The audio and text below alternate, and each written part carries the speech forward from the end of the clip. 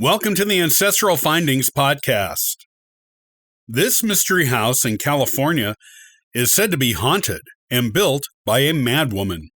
But is this really the truth of the story? Everyone loves a good ghost story, and a haunted house brings visitors and money to the owners. However, what was the real story behind this eccentric person and impossibly built house?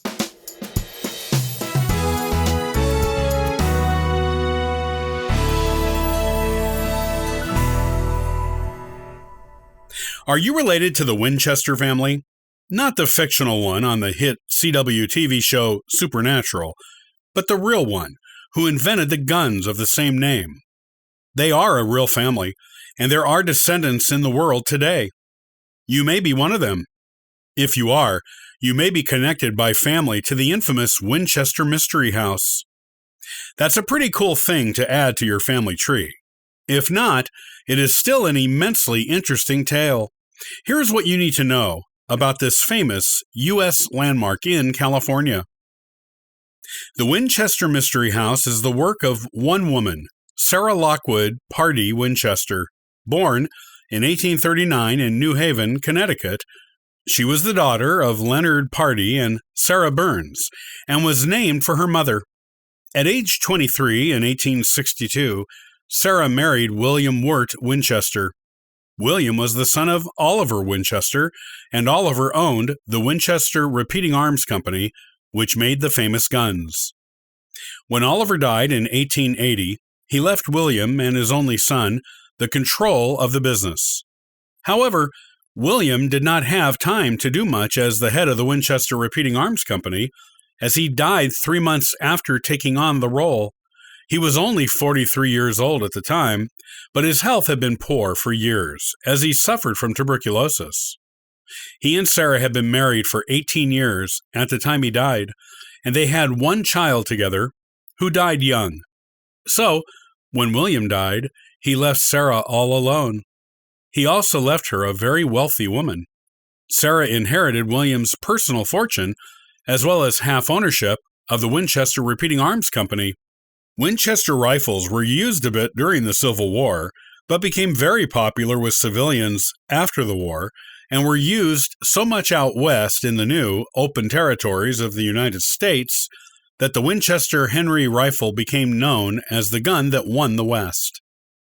About 720,000 Winchester Henry rifles were manufactured between 1873 and 1923. Sarah took her fortune, went to California, and bought a farmhouse in San Jose. Soon after purchasing it in 1884, she began making renovations to it, and the renovations continued nonstop until she died in 1922.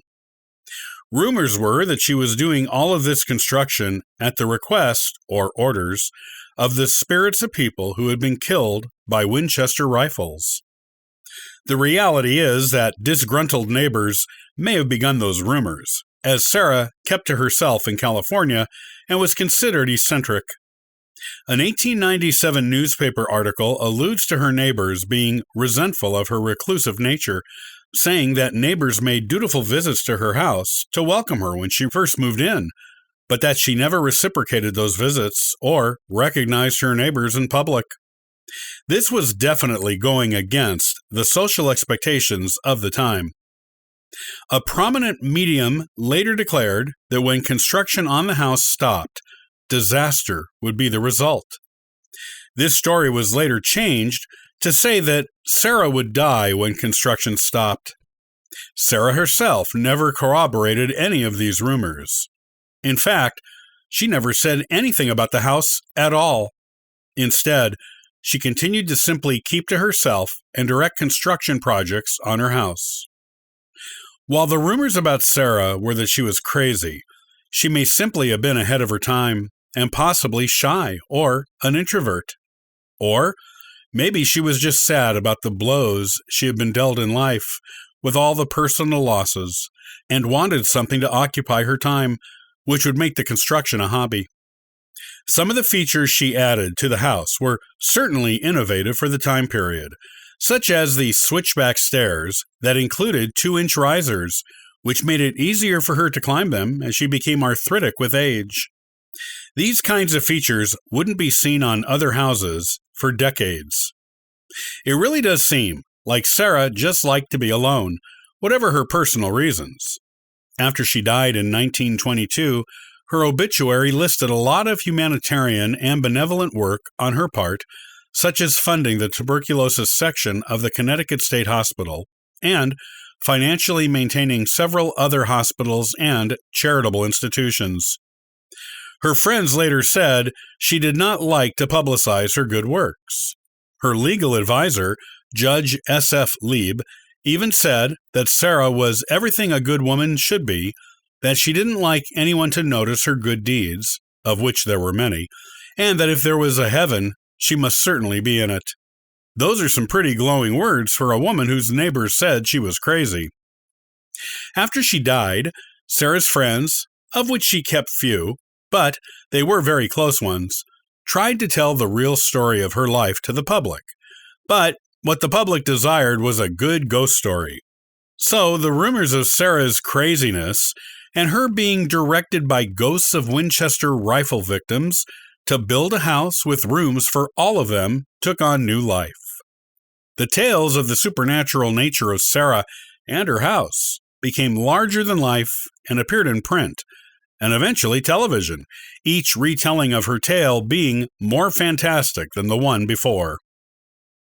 Today, the Winchester Mystery House, which began going by that name in the 1930s, gives public tours. These tours have been going on since 1923, when the people who bought the house from Sarah's estate started doing it. It is often referred to as the House of 10,000 Ghosts, but there is little evidence it is actually haunted, and there is no evidence Sarah even believed in ghosts, much less took orders from them in the building of her house. It seems Sarah was simply a good woman who was an introvert, who cared about others, and who enjoyed working on her house because she needed something to do. There is little documentary evidence for the supernatural story of the Winchester Mystery House, but plenty of evidence of what Sarah and her life were really like, if one cares to look for it.